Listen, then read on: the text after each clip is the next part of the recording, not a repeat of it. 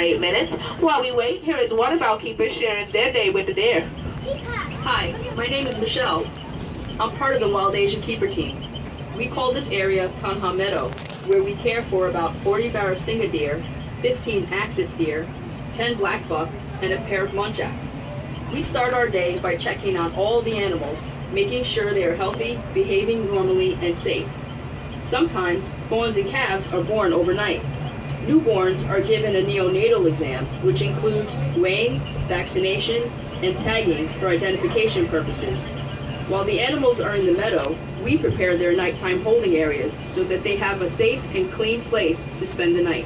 Farmers in Indonesia live closely with wild animals, like elephants, which we will see shortly. WCS field staff work with local leaders and farmers in Indonesia to come up with the Crop Protection Unit.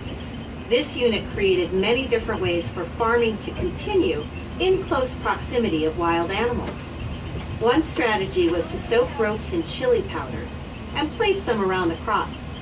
Elephants do not like chili and leave the farms alone, allowing the farmer and the animals to share the habitat peacefully. Now, we all know that a species that is extinct no longer exists, like the dinosaurs or dodo bird. The next animal you'll see was on the verge of extinction. In fact, the Mongolian wild horse was extinct in nature, meaning they could only be found in captivity. Now, recently there have been some reintroductions of Mongolian wild horses in several areas of Mongolia and China, from her to North America and Asian zoos.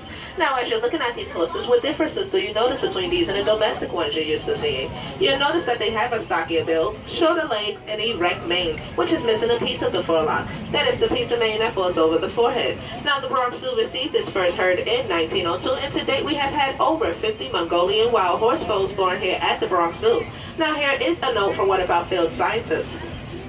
I'm Jonathan Slatt, and I'm the Russia and Northeast Asia coordinator for the Wildlife Conservation Society. I believe that wildlife has a place on this earth, and my job is to find practical solutions that allow people and wildlife to thrive together. Przeworski's horse went extinct in the wild in the 1960s.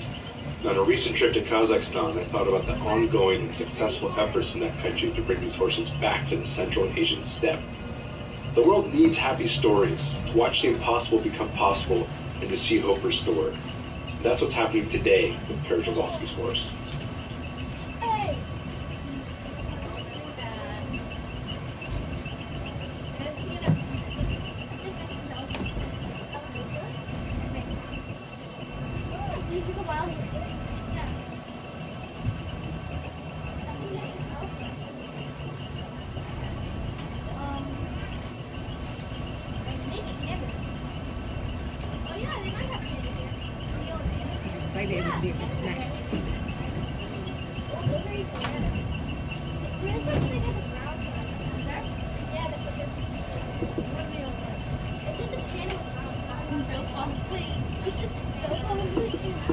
We are now on the lookout for a vulnerable endangered species. It's called the gaur.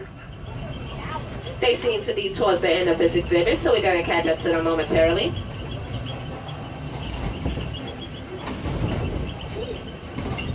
Now, gaur are the world's largest wild cattle. Males can weigh as much as 2,000 pounds, as much as a small car. They stand up to 6 feet tall and are 10 feet long. With their large size and impressive horns, a male gaur can fight off just about anything, even a tiger. What threatens these huge animals is the loss of their Asian habitat and the diseases that they can catch from domestic cattle. Now, the way to tell the males from the females horns curve inward, the male's horns go straight up. They're going to be coming up now in front of us.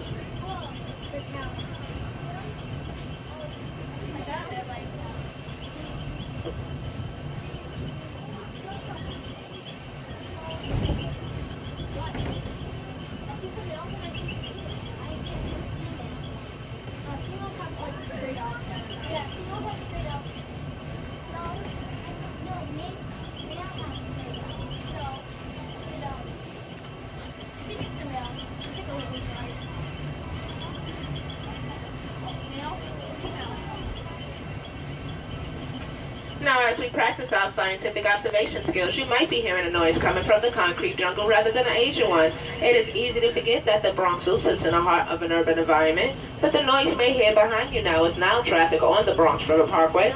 This large gray fence directly in front of us is used to reduce the noise of the city's traffic for our animals.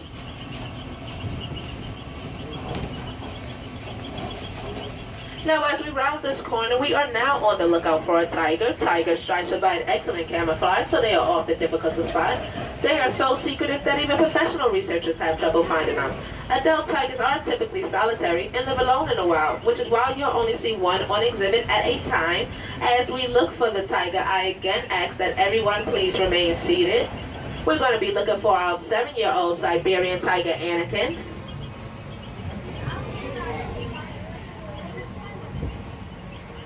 He's going to be in the middle. I see him walking behind the bush, so once we catch up, you'll start to see him on the other side. Now, tigers hunt a variety of animals, but prefer wild pig and medium-sized deer. Typically, a tiger will gorge itself on fresh kill, eating as much as 40 pounds of meat at one time. Now, just think that's the equivalent to 160 burgers in one sitting. After a meal of that size, a tiger will not usually eat again for several days. Now, all tigers are endangered. Habitat loss, lack of prey, and poaching have all reduced tiger numbers. As a result, there may be as few as 3,000 tigers left in the wild today, with only 1,000 of those being breeding females. Now, if you haven't seen Anakin, he's going to be over here on the right-hand side. He's walking across the back of the exhibit. WCS works with many species of tigers in the wild and at the zoo. Here is a note from one of our field scientists about his experience working with rangers to protect tigers in Indonesia. Hi, my name is Farul Amama. I'm helping the rangers of the national park in doing their forest patrol. There was a time when we found some tigers' footprints in the jungle. But then we also found that some snares are installed inside the forest, which become threats to the animal. We dismantle the snares to make sure that the tigers are safe. Now in this next field, we're going to see some of the animals we missed when we first started our tour. Coming up, these small tan guys in front are going to be black-buck antelope. Now, black-buck antelope are sexually dimorphic, meaning that males and females look different from each other. The spotted deer you see are called axis deer. Now, axis deer are native to India and Sri Lanka. Axis deer have been exhibited at the Bronx Zoo since 1899. And now these honey-colored deer that you're starting to see are called Barasinga deer. They get their name from the look of the male deer's antlers. The word Barasinga means 12 times in the Hindi language, and as you can see, the males have from 12 to 14 points on their antlers. Now, this next animal blends in with the muddy area it calls home. If you see what looks like a pig with upper tusks that erupt through the top of its snout and curve backwards towards its eyes, you have found a pig called the babirusa. Now, the fact that the tusks resemble antlers earned this pig its name. The word babirusa means pig deer in the Malay language. Now, babirusas have very little hair on their body, and their skin color allows them to blend in with mud and rocks. Babirusas are found on the Indonesian island of Sulawesi. In the first pen, we have our male babirusa, lioness. You're going to look through the bamboo thicket. He's right there in the middle, walking towards the back rock on the left-hand side. And in the second pen, we have Kathy and Hillshire, mother and son.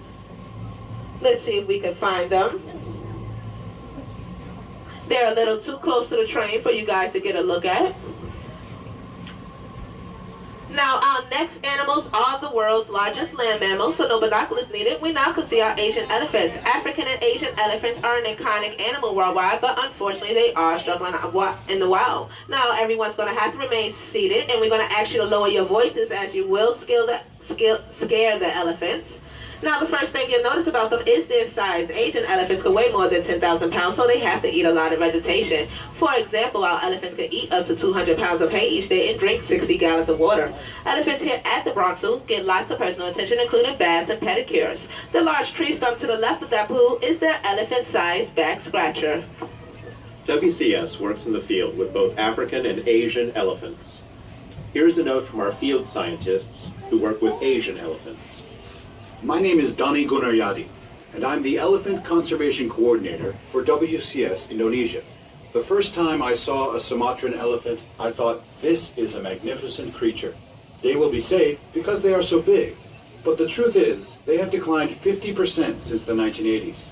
Even though rats and insects cause more damage to crops than elephants, because the elephant is so huge, psychologically, it seems more threatening.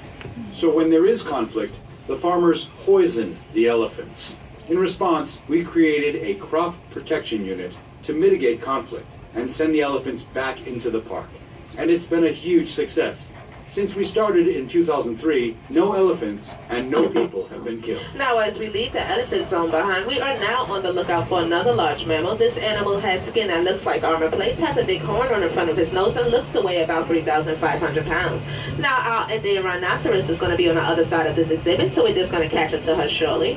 Now, today, all rhinos are highly endangered. Less than 2,000 survive in India and Nepal. Here at the Bronx Zoo, we care for 9 endangered rhinos. Now, caring for this animal is one thing, but breeding is a huge challenge. Think about this. Female rhinos are pregnant for 16 months. A baby rhino will stay with its mother for 2 to 3 years, although weaning may only take up to 12 months. We have had 11 baby rhinos born here at the Bronx Zoo, and our newest calf was born in the summer of 2013. Now, many people describe rhinos as armor-plated, but they are actually covered with a layer of skin that has many folds. Though the skin of a rhino may look thick and tough, it is actually very sensitive and needs protection from the sun and from insects.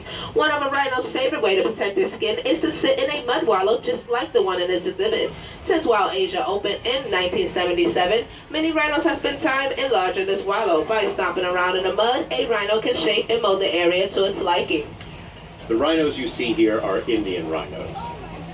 We work with habitats all over the world that are homes to rhinos.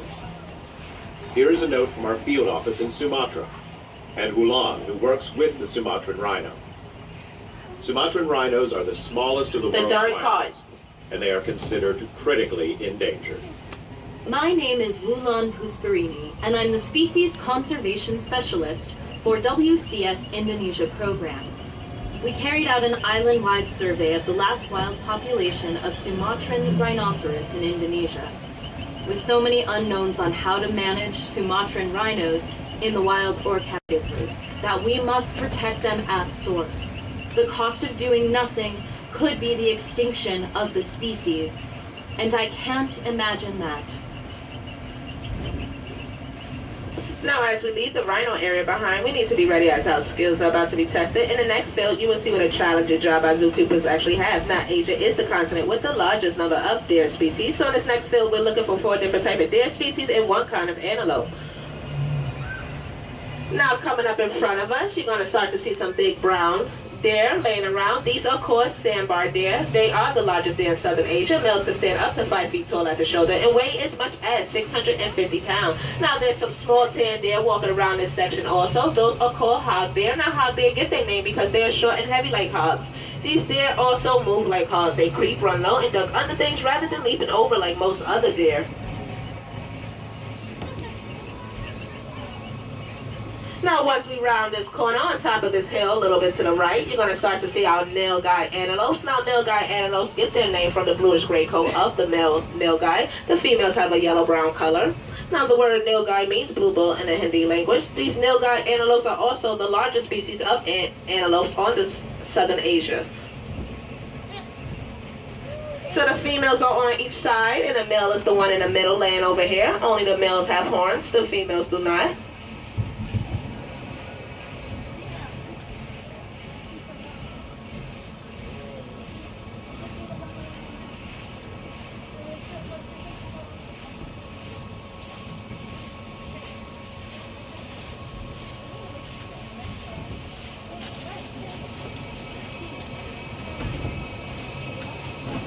Now, coming up in front of us, you're going to see a big black and white bird. This is a red-crowned crane. It's the largest and rarest of the 15 species of crane. This is a female. We do plan on putting a male in this exhibit pretty soon with her.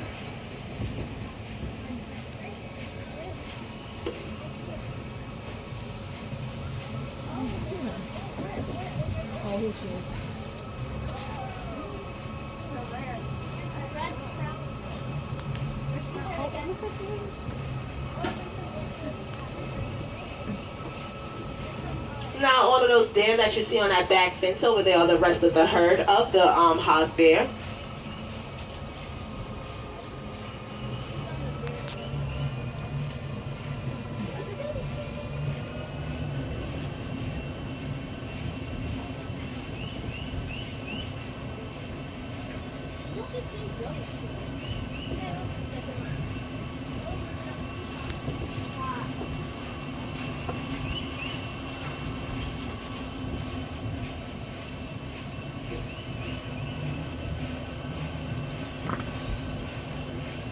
We are now passing back over the Bronx River. Thousands of commuters cross this waterway every day, but underneath the highways and our elevated tracks, the river still rushes along, providing a habitat for ducks, turtle, fish, and migrating birds. Now, whether it's the Bronx River in New York or the Irrawaddy River in Asia, rivers and streams are a vital resource for wildlife everywhere.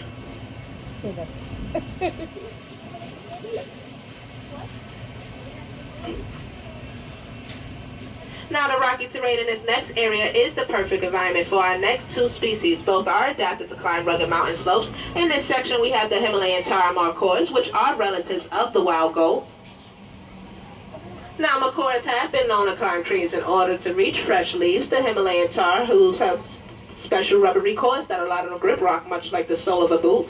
If you wanted to study these animals in the wild, you would have to be ready to do some serious rock climbing.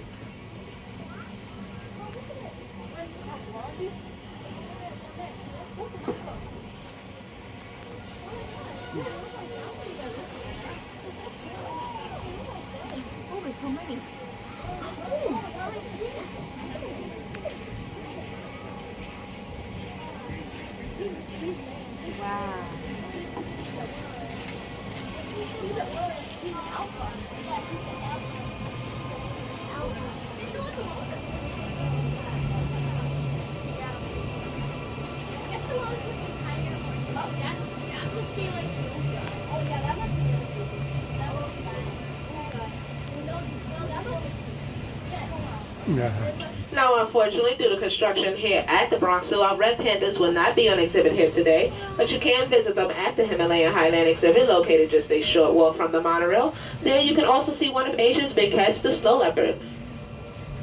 That's on your own